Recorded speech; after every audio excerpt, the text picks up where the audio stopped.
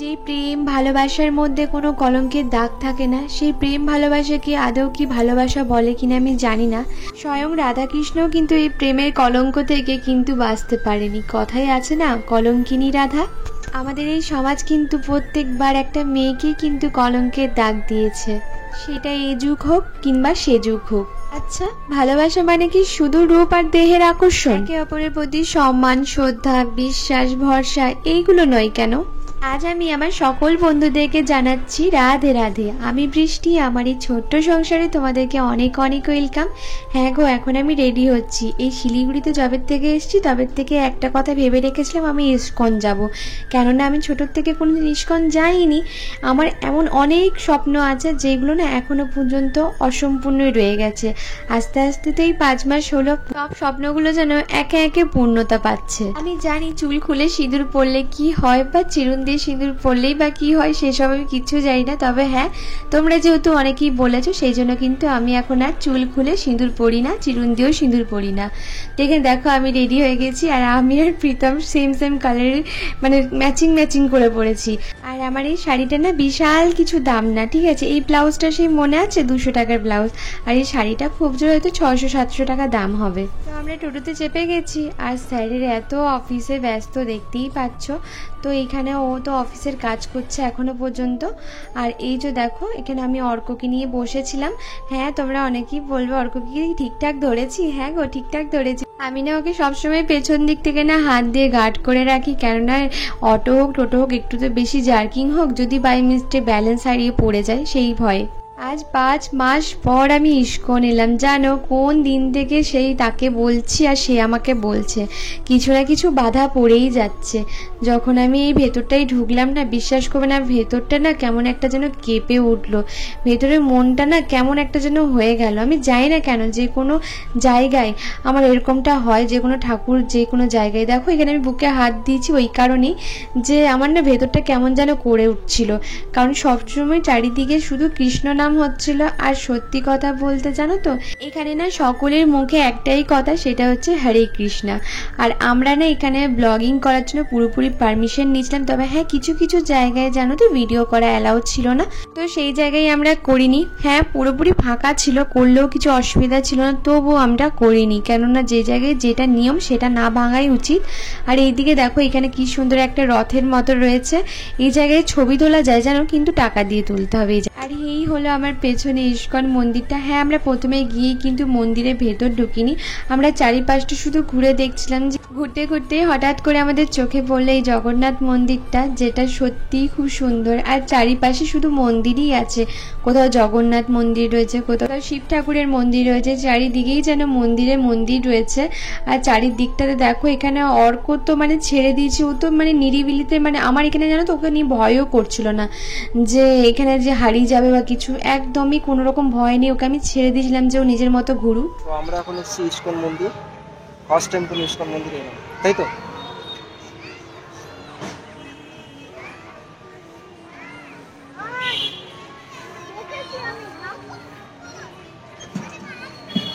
হ্যাঁ, মাছ ধরছে না, ওগুলো নোংরাগুলো বার করছে জল থেকে। আর এটা ফিশিং করে। অ্যাম্বিয়েন্সটা এত সুন্দর না এখানে? আরে ওখানে যে মাছ ধরছে, ওখান থেকে নোংরাগুলো জল থেকে তুলছে। সত্যি খুব সুন্দর জায়গা। অ্যাম্বিয়েন্সটা খুব সুন্দর। দাঁড়া, একটু তুলো, এমনি করে করো।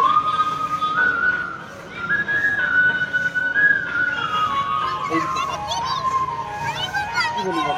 বলছি কি এইটা দেখো, আমি তোদেরকে দেখাচ্ছি। এই না, ফোন এদিকে দেখো, এই চর এই রথটা।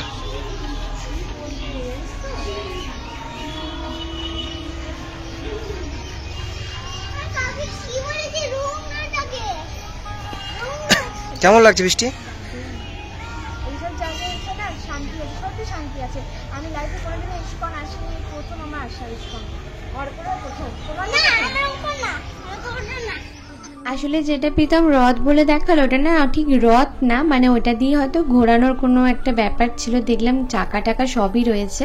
আর এদিকে দেখো কৃষ্ণ মূর্তিটা কি সুন্দর। আর যেহেতু প্রীতমকে ভিডিও করতে দিয়েছিলাম, প্রীতমের এত অফিস থেকে ফোন আসছিল, কিছু বলার নেই। উইকডে তো মানে যতবার দেখেছি ফ্যামিলিকে নিয়ে বেরোই, কিছু না কিছুর জন্য ওকে ফোনে মানে ব্যস্ত হতেই হয়। এটা খুবই খারাপ লাগে, কিন্তু কিছু করার নেই। প্রাইভেট কোম্পানিতে জব যারা করে তাদেরকে তো কাজটাও দেখতে হবে, সেই দিকটাও হয়তো অনেকটা বুঝতে হয়। তো এখানে দেখো আমরা এখন মন্দিরের ভেতর যাচ্ছিলাম। প্রথমে ভাবলাম হয়তো ভিডিও করা অ্যালাউ নেই, তারপরে দেখলাম যে না, ওরা করতে দিচ্ছে, খুব সুন্দরভাবে করতে দিল।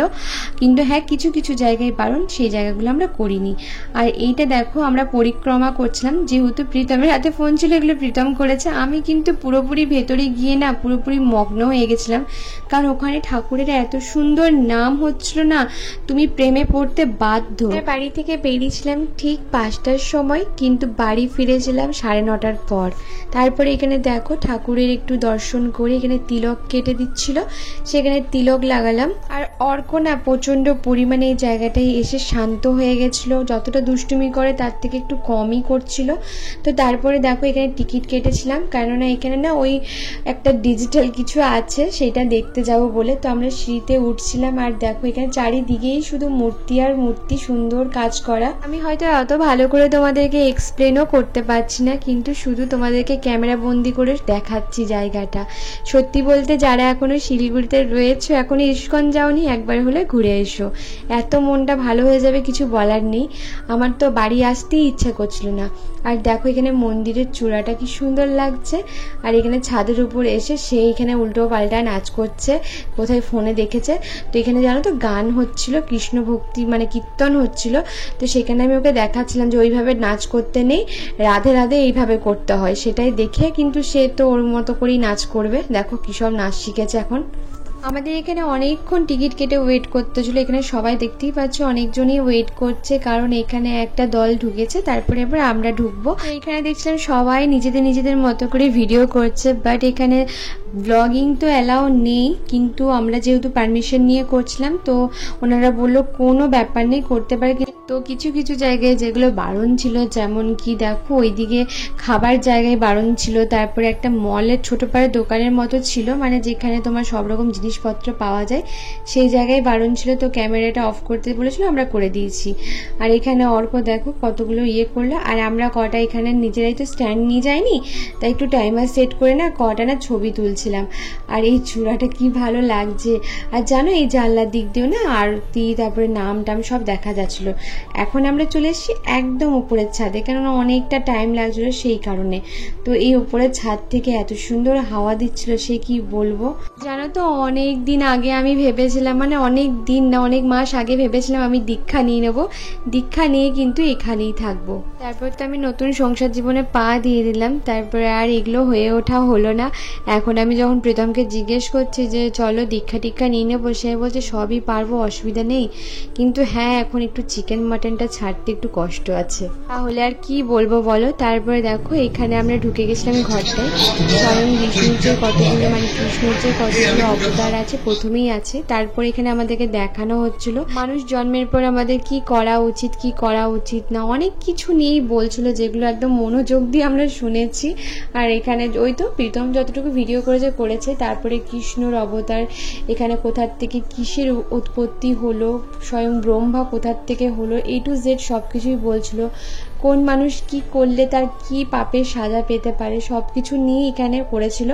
আর এখানে দেখো অর্কবাবু এটা দেখে যে কি ভয় পেয়েছিল, সে কি আর বলবো। আমি তো কি হাসি, মানে এই জায়গাটা না আমার একটু ভয় লেগে গেছিলো জানো, হুট করে জানো তো, মানে ওই একটা সাপ আছে ওটা না চলে এসছে, এবার আমার না খুব ভয় লেগে গেছিলো। আসলে পুরো ঘরটা অন্ধকার, এটা যেহেতু নাইট মোডে ভিডিওটা করছি ওই জন্য হয়তো তোমরা অতটা বুঝতে পারছো না, কিন্তু এইদিকে না পুরো ঘরগুলো ভীষণ অন্ধকার। ছেলে আমার ভয়ে একদম কাতরে গেছে, বুঝতে পারছো। আসলে ব্যাপারটা যে এত ভয়ঙ্কর হবে জানতাম না, তো তাই ঢুকিনি। আসলে বাচ্চাদের ক্ষেত্রে একটু ভয়ঙ্করই জানো তো। তারপরে শেষে দেখো এখানে যমরাজ বলছিল যে কি কি করা উচিত কি কি করা উচিত না, কি আর এখানে একটু আলো যেহেতু ছিল সেই জন্য অর্কর একটুখানি প্রাণটা এলো, ধরের মধ্যে প্রাণটা, না হলে তো সে যা আমাকে আঁকড়ে ধরেছিল, আমার শাড়ি খুলে যাওয়া অস্থির। তো এখানে যেহেতু লাইটগুলো জ্বলছিল তো সেই কারণে বলছে মা এগুলো কি হচ্ছে, বেচারা না বুঝে উঠতে পারেনি। সে বাড়ি এসে তো সে আমার মাথা খেয়ে ফেললো পুরো বিষয়টা বোঝার জন্য, তাকে আমাকে পুরো বিষয়টা বোঝাতে হলো, আর আমাকে সব জায়গায় গিয়ে ওকে এইভাবেই বোঝাতে হয়েছে জানো তো। তারপরে এইসব দেখে টেকে আমরা চলে গেছিলাম, আরতি হচ্ছিল। হ্যাঁ গো, এখানে এত সুন্দর আরতি হয়েছে কি বলবো। এরপর তোমাদেরকে বলি আমার কথা। হ্যাঁ গো, এই জায়গার পর থেকে আমি আর নিজের মধ্যে অন্তত ছিলাম না। প্রীতম কোথায় দাঁড়িয়ে সেটাও আমি দেখিনি, অর্ক আমার কাছে ছিল সেটা জানি। এই জায়গায় যে আমি এমন মত্ত হয়েছি যে আমার আর চারিদিকে হুঁশ নেই।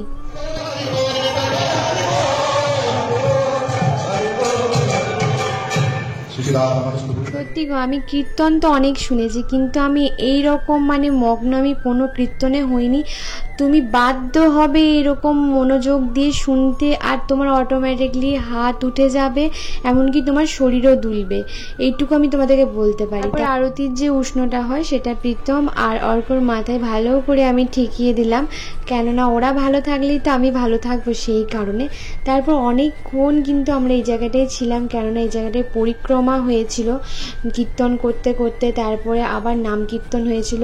আর এখানে ছোট ছোট মেয়েগুলো কি সুন্দর, দেখো এরা দীক্ষিত, এত সুন্দর নাচছিল কি বলবো, আমার নিজেরও ইচ্ছা করছিল। আমি তো পুরোপুরি কৃষ্ণ নামে ডুবে গেছিলাম, এত সুন্দর নাম কীর্তন হচ্ছিল, আমার যে কি ভালো লাগছিল ওই জায়গায়। এমনকি সত্যি বলতে আমার চোখ দিয়ে একটু জলও চলে এসেছিল, জানি না এরকম কেন হয়েছিল। তো এখানে সব কিছু হওয়ার পর দেখো এখানে প্রীতম আমাকে ফোন দিয়ে খোঁজার চেষ্টা করছে, কারণ আমি ভেতর দিকে ঢুকে গেছিলাম অর্ককে নিয়ে, আর সে বেচারা আমায় খুঁজে পাচ্ছিল না। সব কিছু শেষ হওয়ার পর আমাকে খুঁজে পেয়েছে। তারপরে দেখো আমরা যে ছোট্ট একটা শপ ছিল এখানে, সেই শপের ওখানে চলে গেছিলাম, আর এখানে আমাদেরকে ভিডিওটা অ্যালাউ করেনি, তো সেই জন্য আমরা বন্ধ করে দিয়েছিলাম। তবে হ্যাঁ, একটু এক্সপেন্সিভই ছিল সব কিছু জিনিস, জায়গার তুলনায় ঠিকই আছে বলবো। তারপরে যেহেতু তোমাদের অর্কবাবুর বাইরে বেরোলেই খিদে পেয়ে যায়, অনেকক্ষণ খাবার চেপে আছে, খিদে চেপে আছে, তো আমরা নিয়েছিলাম হচ্ছে সিঙ্গারা। আর এখানে এতটাই পরিষ্কার পরিচ্ছন্ন সে কি বলবো, তো এখানে আমরা সিঙ্গারা নিয়েছিলাম। আর এখানে কে ভিডিও করছে বলো তো, তোমাদের অর্কবাবু যে এত সুন্দর ভিডিও করতে শিখেছে আমি সত্যি জানি না, কি সুন্দর আমাদের ভিডিও করে দিয়েছে। দেখো ফোনটা নিয়েছিল অন্য কাজে, নিয়ে আমাদেরকে কি সুন্দর ভিডিও করে দিয়েছে, দেখছো এত সুন্দর। তারপরে অর্কর জন্য নিয়েছিলাম হচ্ছে ধোসাটা তো একটু লাইট লাগে, লাইট খাবার একদমই বলছি না, তবে হ্যাঁ সাউথ ইন্ডিয়ান ফুডে কিন্তু একটু তেলটা কমই দেওয়া থাকে, সেই কারণে ভাবলাম যে হ্যাঁ এটা খাওয়ানো যেতেই পারে, তো কিচ্ছু অসুবিধা হয়নি তারপরে খাওয়ার পর। আর এই পুরো ধোসাটা কিন্তু একাই ফিনিশ করেছিল, কারণ প্রচণ্ড খিদে পেয়েছিল, সেই বাড়িতে না একটু ছানা খেয়ে এসেছিলো, আর কিছু খাইনি। তারপরে দেখো এই জায়গাটা যেহেতু অনেকটাই ফাঁকা হয়ে গেছিলো, এরা বাবা ছেলে মিলে দুজন মিলে খেলছিল এখানটা একটু ঝাপাঝাপি করে। তখন বাজছিল হচ্ছে 8টা, তখন আমার বাড়ি আসার ইচ্ছা যাচ্ছিল না, আমি ভাবছিলাম একটু বসি, তো সেই কারণে দেখো ওরা দুজন মিলে খেলছিল, আমি একটুখানি বসেছিলাম। আর এইদিকে দেখো আমি জানি না এই ভিডিওগুলো কখন করেছে, আমি ওইদিকে বসেছিলাম, সেই কারণে আমি জানি না। তো এইদিকে মন্দিরে এসে দেখো কি সুন্দর ছবি তুলেছে। আর এখানে জানো তো অর্ক একটা ছোট্ট বাবুকে পেয়ে গেছে, অর্কর থেকে একটু ছোট হয়, সে এইখানেই থাকে সামনে, আর গাড়ি নিয়ে এসছে তার সাথে খেলছিল। এবার খেলতে খেলতে সে না এমন করছে, তাকে আমি না জোরে বলে দিয়েছি এখন অর্ক এরকম করো না, এই দেখো এই বাবুটার সাথে খেলছিল। এখন যখনই আমি অর্ক বলছি তখনই পাশ থেকে না একটা বুনু এসে বলছে দিদি তুমি ভিডিও করো না, তোমার অর্ক অ্যাকচুয়ালি ও না আমাকে ভালো করে বুঝতে পারেনি, অনেকক্ষণ আমার পাশে বসে আছে, প্রায় 15-20 মিনিটের মতো। এই যে সেই বনু, সত্যি বলতে জানো আমি 2বার নাম জিজ্ঞেস করেছি, নাম ভুলে গেছি জানো। ও হঠাৎ করে এসে আমাকে বলছে দিদি আমি তোমার ভিডিও দেখি, তুমি অর্ক যেই বললে অর্ককে দেখে আমি চিনতে পারলাম। আসলে বুঝতে পারছো তাহলে তোমাদের বন্ধুগণ কতটা ফেমাস হয়েছে। তো যাই হোক, ওর ব্যবহার এত ভালো সে কি বলবো, সে না পুরোপুরি ক্লিয়ার আমাকে বলছে দিদি জানো তো আমি তোমাকে সাবস্ক্রাইব করি না, কিন্তু হ্যাঁ তোমার ভিডিও আমি খুবই দেখি, আগে খুবই দেখতাম। সে ওই অবধি থেমে থাকেনি, সে আমাকে ও ওর বাড়ি পর্যন্ত নিয়ে গেছে। আর পেছনে যিনি বসে আছেন উনি হচ্ছে এই বনুর শাশুড়ি মানে মাসিমা। এত ভালো ব্যবহার, সে কি বলবো, মানে আমি যে গেছি প্রথমবার তাদেরকে তো আমি চিনি না, তো এত ভালো ব্যবহার। তারপরে তো গিয়ে পড়েই জানো তিনজনের জন্য 3টে আইসক্রিম বের করেছে, প্লাস এত খাওয়ার জন্য জোর করছে আমার 3টে মানুষকে, কিছু বলার নেই। শুধু বলছে চা করি, কোল্ড ড্রিঙ্কস আনি, ঠান্ডা কিছু খাও, কিছু তো খাও, শুধু এই করছে। আর বলছে আর একটু বসো, আর একটু থাকো। তুমি খাও, তোমাকে দিয়েছে, আমি খাবো না, বিশেষ করে আমাকে দিচ্ছিল তো। না না না না আর না বাবা রে, একদম না একদম না একদম না। এই যে অর্ক নতুন ফ্রেন্ড পেয়ে গেছে। তুই আইসক্রিমটা তুই খেলি, যে ঠান্ডা যদি লেগেছে এই শরীর খারাপ থেকে উঠলি তুই। মন্দিরে যাবে আর সব সময় চাবি নিয়ে, আবার আজকে একটা কিনছো না চাবি অর্ক বাবা ও চুমকে খাচ্ছে, সর্বনাশ করেছে। হ্যাঁ রে, বারবার ও নিচে আসতে দেয়, খেলতে দিতে না, খেলে না, ও বলে ভয় পাচ্ছে। চুমকি খেয়েই তো যাচ্ছে ও। ও বলে ভয় পাচ্ছে। ওইখানে চলো আর না না আর না বাবা, চলো অন্যদিন আসো।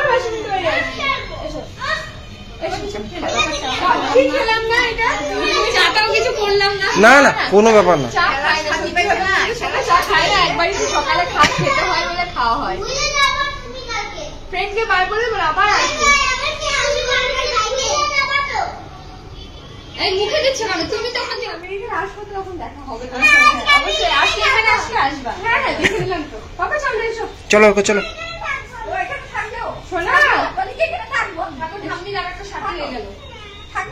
তো দেখো আমি বাড়িতে এসে এখন রান্না চাপাবো, কেননা অর্কর জন্য একটু চিকেন স্টু বানাবো। হ্যাঁ ওকে এখন প্রায় টাইমটাই চিকেন স্টু দিয়ে একটা বেলা ভাত দিতে বলেছে, সেই কারণেই দেওয়া হচ্ছে। তো এখানে পেঁয়াজ একটু আদা রসুন আমি বেটে নিচ্ছি অর্কর মতো। আর হ্যাঁ আমরা আজকে সকালবেলা নিরামিষই খেয়ে গেছিলাম, আর রাতেও আমি আর প্রীতম নিরামিষই খাবো, কেননা গরমকাল পড়েছে তো অতটা ইচ্ছা এখন আর করছে না চিকেন মাছ মাংস খেতে, সেই কারণে। তো এখানে অর্কর জন্য মশলাটা আমি বেটে নিয়েছি। আর জানো তো মানে আমি এসে থেকে শুধু প্রীতমকে ওই বলছি যে দেখো ওকে তো আমি চিনি না, ওই ও আমাকে দিদি বললো ঠিক কথা, কিন্তু হয়তো আমরা সমবয়সী হব। তো জানো তো এত ভালো একটা মিষ্টি মেয়ে, সে কি বলবো তোমাদেরকে, যেমন ও মিষ্টি তেমন ওর পরিবারের সকল সদস্য মিষ্টি। ওনার শাশুড়ি মা এত ভালো মানুষ, কি বলবো। শ্বশুর মশাইয়ের সাথে তো পরিচয় হয়নি, কিন্তু যখন আসছি উনি না আমার দিকে তাকিয়ে হাসলো। ওনার মানে ওর হাজবেন্ডও এত ভালো মানুষ, মানে আমি যে প্রথমবার গেছি আমার মনেই হচ্ছিল না, মনে হচ্ছিল কতদিন না ওকে আমি চিনি। আর সোজা আমাকে টানতে টানতে ঘর নিয়ে গেছে, জানো কি বলবো। আর শুধু বলে গেল যে যখনই তুমি আসবে আমার বাড়ি কিন্তু একবার দেখা করে যাবে। বিশ্বাস করো তোমরা এত সুন্দর করে আমাকে আপন করছো, আমার না আর মনে হয় না যে এটা আমার কোনো মানে চ্যানেল। বিশ্বাস করো আমার মনে হয় এটা আমার পরিবার, এটা আমার ঘর। আজ পরপর 2 দিন আমি যেখানেই বেরোচ্ছি কেউ না কেউ আমাকে ভিডিওর থ্রুতে চিনতে পারছে, আর আমার কি ভালো লাগছে। আর প্রীতম বলছে যাক বাবা আমার বউ তো ফেমাস হয়ে গেল, এই শুধু চলছে। তো এখানে তো দেখতেই পেলে কি করে করলাম, একদম ট্যালটেলে একটা ঝোল বানাচ্ছি। আর একজন না বুনু বলেছে দিদি তোমার মুখে না ট্যালটেলে কথাটা শুনতে খুব ভালো লাগে। যাই হোক আমি না নামটা পড়তে পারলাম না, নেক্সট ব্লগে আবার কমেন্ট পড়বো, কিন্তু আজকে ভিডিওতে না সত্যি আর কমেন্ট পড়ার সুযোগ হয়ে উঠলো না। একদমই দেখতে পেলে মশলা দিয়ে একদম ট্যালটেলে পারে একটা ঝোল বানিয়ে দিলাম, একটুখানি জল দিয়ে দিচ্ছি, এখানে একটু পরিমাণ মতো নুন দিয়ে দিলাম। এবার একটু নাড়াচাড়া করে প্রেশার কুকারে 3-4টে ভালো করে সিটি দিয়ে এটাকে ভালো করে আমি সেদ্ধ করে নিচ্ছি, দেখতে পাচ্ছ, কারণ চিকেনটা একটু ভালো করে বয়েল করে সেদ্ধ করে নিলাম। এই হয়ে গেল অর্ক চিকেন স্টু। তো এই দিন রাতে অর্ক খেয়ে নেবে, আমাদের তো সকালে সব সেদ্ধ ভাত আছে, আর একটা সব রকম মিক্স করে না একটা তরকারি করেছিলাম, অর্ককে তো এই দিয়েই খাওয়াবো। চলো আজকে ভিডিওটা এখানেই শেষ করলাম, সবাই ভালো থেকো সুস্থ থেকো আর সকলকে ভালো রেখো, টাটা।